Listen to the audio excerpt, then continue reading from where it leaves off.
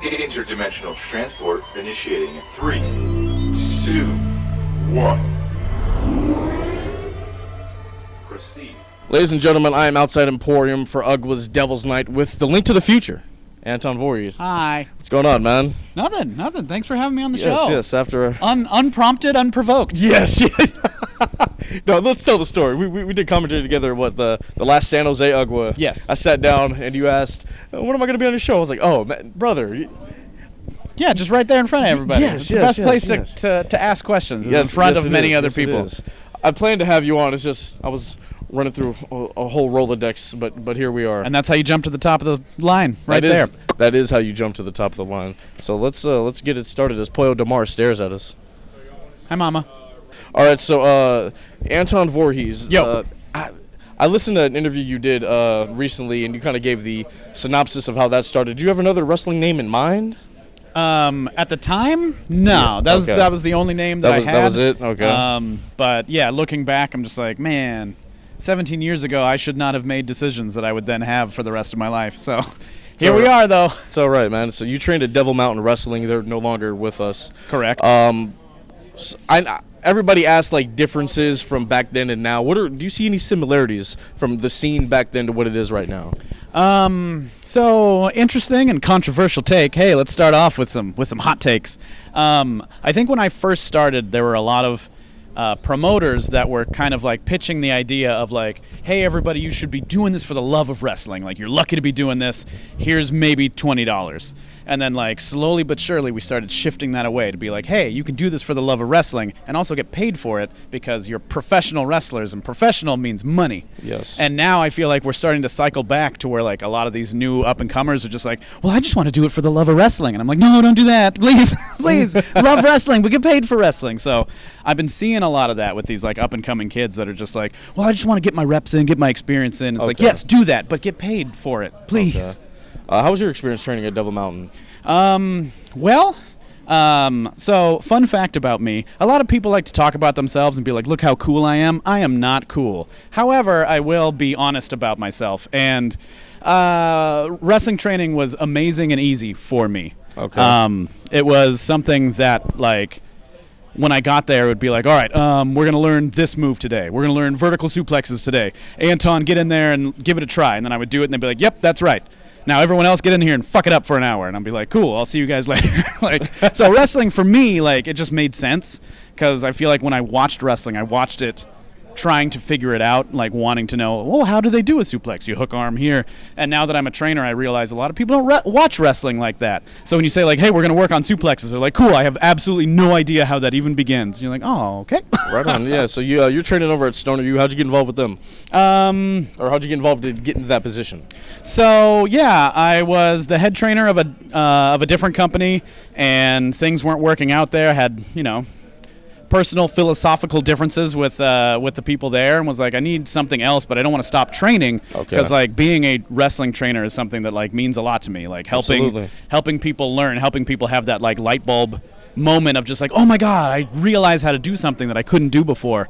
Like, that's really important to me. And so I talked to the Cuzzies, the Stoner brothers, and I was like, hey, would it be cool if I joined you guys? And they're like, yeah, why didn't you do that a long time ago? And I'm like, I don't know, because I'm a fucking moron, I guess. but yeah, they just welcomed me in, and it was like I was always there. So that's how I got there. Along with training over at Stoner, you've kind of become the voice of Hoodslam. You're the voice of Hoodslam. How'd you get involved with Hoodslam? Well, I wouldn't say I'm the voice of Hoodslam. I'd say Broseph is the voice of Hoodslam. Okay, yes. I mean, when I was going on a regular basis, I saw more of you than Broseph at a period of time. But yeah, no, Hoodslam, like when Hoodslam first started, Hoodslam was using a lot of the Devil Mountain crew. Okay. But at that time, like, I was married and I was straight edge, like, and I'm also like super introverted in my like real life. Okay. So the idea of Hoodslam just terrified me. I was like, they're smoking weed and drinking, and like, there's going to be a bunch of people, and it's like a party atmosphere? That sounds like a fucking nightmare. So I didn't get involved with it right away.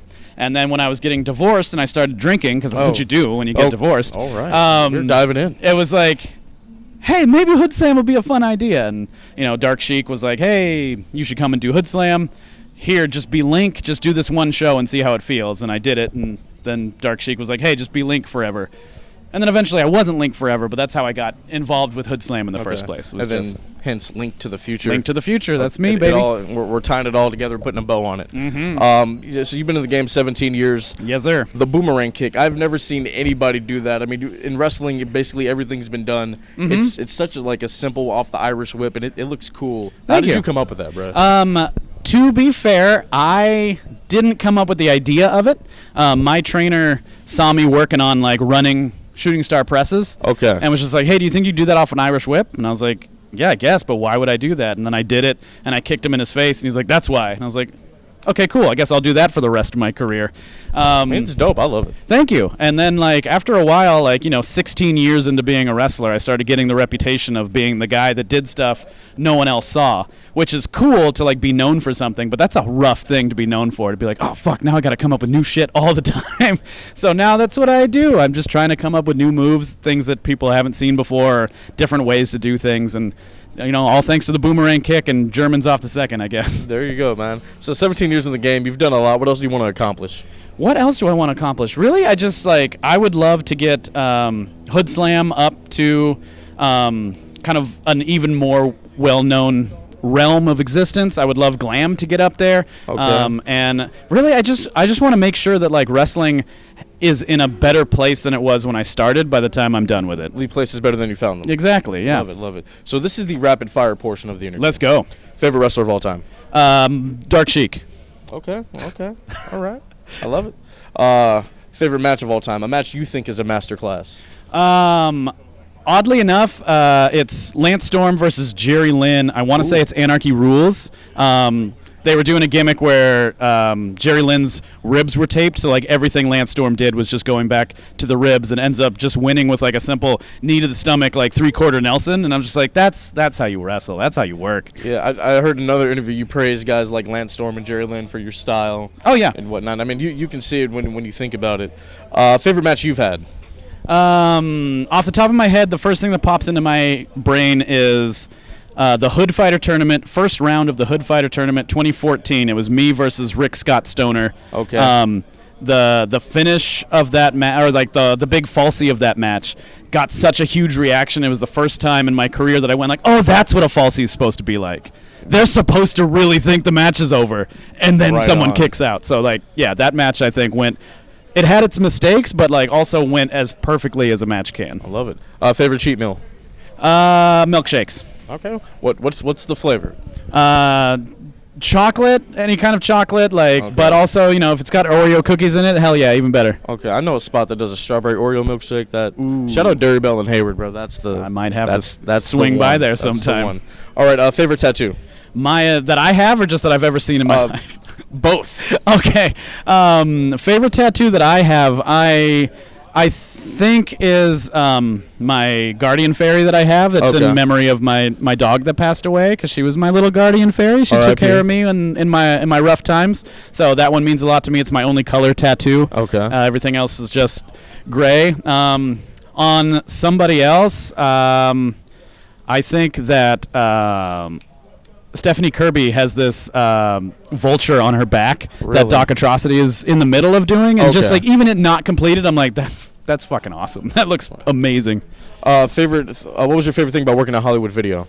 Absolutely nothing. That shit sucked. It ruined my back worse than wrestling ever did. Oh man, yeah. Okay, did you have a favorite purchase from Hollywood Video or anything like that? I'm sure there were good times, right? Oh yeah, there were good times there. Getting able to work with all of my high school friends, get to watch every bad horror movie that ever existed. Movies where there were moments where you're I see the camera crew. How did this movie get enough money to be at Hollywood Video? Gotcha. So stuff like that. Yes, those are kind of cherished memories, but at the same time, that job sucked. Last question, Hot Tub Time Machine. If you could travel back in time to any wrestling show in history, what would it be and why? WrestleMania 10 to see Bret Hart versus Owen Hart. Okay. That match is fantastic, and while it's not my favorite match ever, being able to be in that atmosphere, I think would be better than Anarchy Rules. Got you. Anton, it was a pleasure, man. Thank you for coming on. Let the people know where they can find you. Hey, you can find me on Instagram and on Twitter. I am Link2FutureFTF. I'm theoretically on Twitch, but I don't know. I just comment on other people's stuff. I'll be in Grand Pooh Bear's channel once in a while, just like saying one thing, and then he ignores me. He's my friend. We're friends in real life. But yeah, check me out on those things. Don't find me on Facebook. I don't do anything there. It's more out of obligation. But yeah, Twitter, Instagram, hit me up. There'll be a graphic for it. You guys will see 2, it. 1. Anton Voorhees, everybody. Hey! Proceed with caution.